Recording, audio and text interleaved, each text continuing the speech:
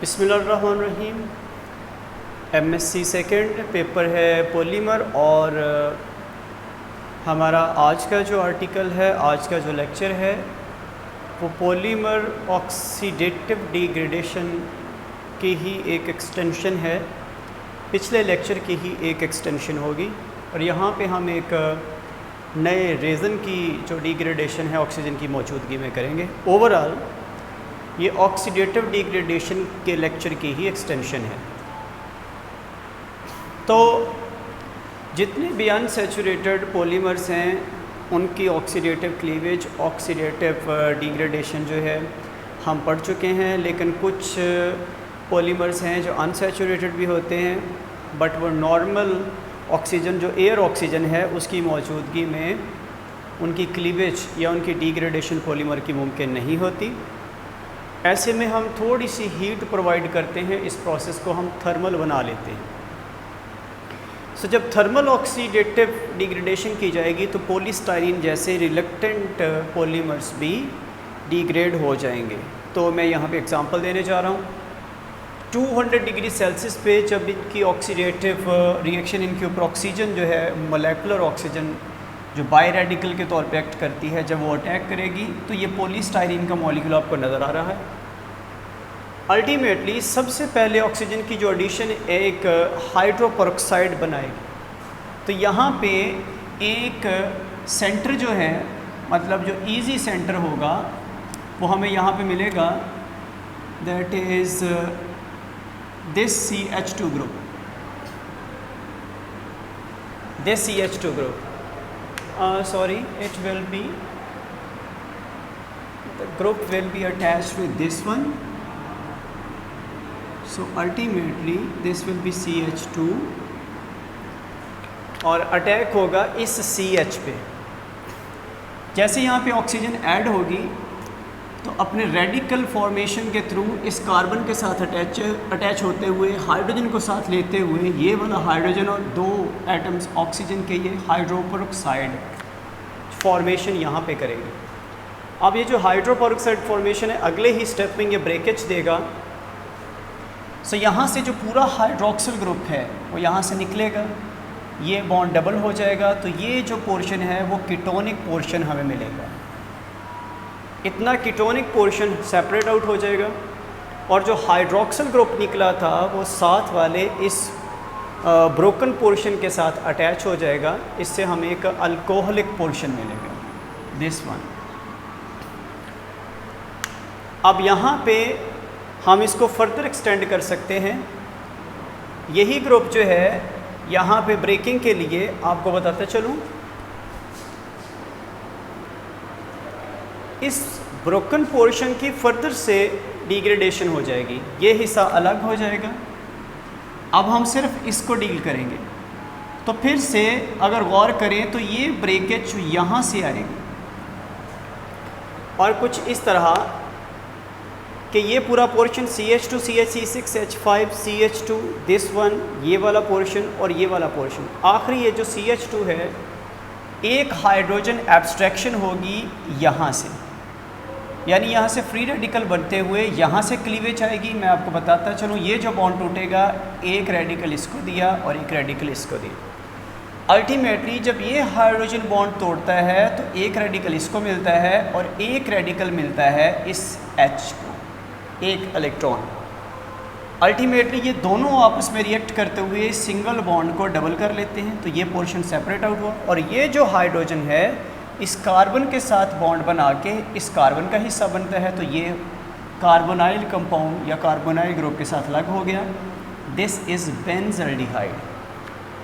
सो ये बेंज़ल्डिहाइड फॉर्मेशन हो जाएगी इस फ्री रेडिकल मैकेनिज़्म के ज़रिए। अब पॉलीस्टाइरीन के बाद हम पॉलीइथाइलिन पे आते हैं। पॉलीइथाइलिन के बारे में याद रखें, पॉलीइथाइलिन की जो ऑक्सीडेटिव डिग्रेडेशन है this is dependent upon the structure. अक्सर जो क्रिस्टलाइन पॉलीइथाइलिन होते हैं उनकी डिग्रेडेशन नहीं होती, एमॉर्फस की हो जाती है। तो मैं एक एमॉर्फस पॉलीइथाइलिन की यहाँ पे डिग्रेडेशन की बात करूँगा। सबसे पहले हमने वही डाई रेडिकल जो ऑक्सीजन है वो ऐड हुई, जैसी ऐड होगी तो यहाँ पे एक बात बताता चलो, ये जो टर्शरी कार्बन है यहाँ पे पेरोक्साइड, यानी यहाँ पे ऑक्सीजन के अटैक की ज़्यादा चांसेस होंगे यहाँ पे ऑक्सीजन के अटैक के। अल्टीमेटली ये वाली जो चीज़ है वो हाइड्रोपेरोक्साइड बन जाएगी, और जैसे ही हम यहाँ से H2O मॉलिक्यूल रिलीज़ करवाएंगे तो अल्टीमेटली ये होगा एक कार्बोनाइल पोर्शन बनेगा, यानी इस हाइड्रोजन से यहाँ से हाइड्रोजन का जाना, यहाँ से OH का जाना, या यहाँ से हाइड्रोजन जाए, यहाँ से हाइड्रोक्सिल आयन जाए, ये बॉन्ड सिंगल की बजाय डबल हो जाएगा। तो ये कीटोनिक पोर्शन, यानी इतना हिस्सा जो है वो सेपरेट आउट हो जाएगा यहाँ से हाइड्रोजन और यहाँ से हाइड्रोक्सिल आयन का जाना। इस कार्बन के साथ ये वाला अल्फ़ा कार्बन है और ये वाला अल्फ़ा, यानी फर्स्ट जो अटैच्ड हैं, यहाँ से भी हाइड्रोजन जा सकता है, यहाँ से भी हाइड्रोजन जा सकता है।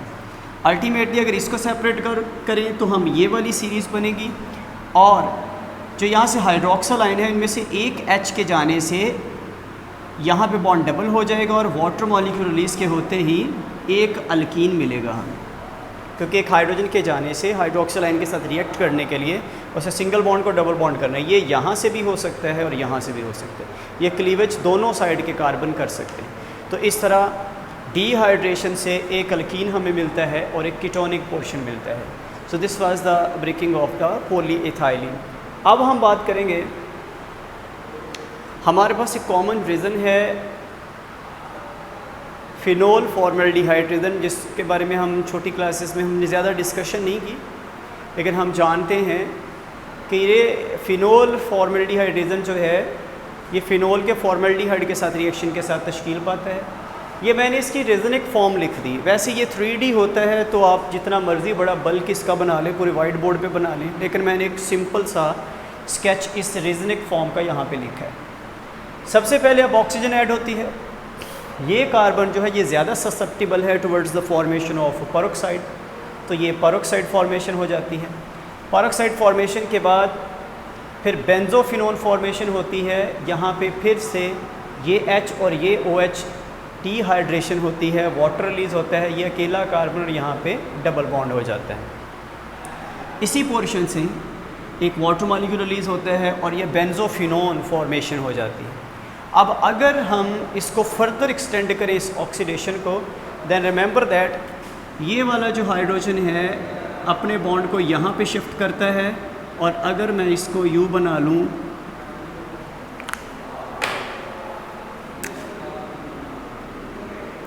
जैसे ये बॉन्ड यहाँ पे जाएगा ये यहाँ पे शिफ्ट हो जाएगा, ये बाहर चला जाएगा और ये यूँ ऊपर चला जाएगा। ये O नेगेटिव इस H को अपने साथ खींचते हुए यहाँ पे हाइड्रोक्सिल यानी इनोल बनाएगा, डबल बॉन्ड यहाँ पे और OH की प्रेजेंस, और ये जो OH ग्रुप था वो कार्बोनाइल ग्रुप पे कन्वर्ट हो जाएगा।